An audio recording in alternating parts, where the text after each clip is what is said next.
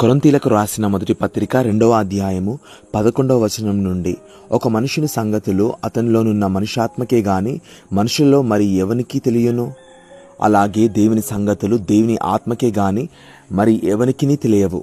దేవుని వలన మనకు దయచేయబడిన వాటిని తెలుసుకొనుటకై మనము లౌకికాత్మను కాక దేవుని యొద్ద నుండి వచ్చు ఆత్మను పొందియున్నాము.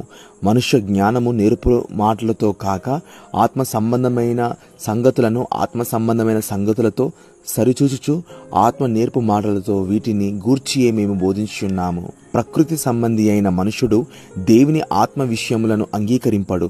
అవి అతనికి వెర్రితనముగా ఉన్నవి.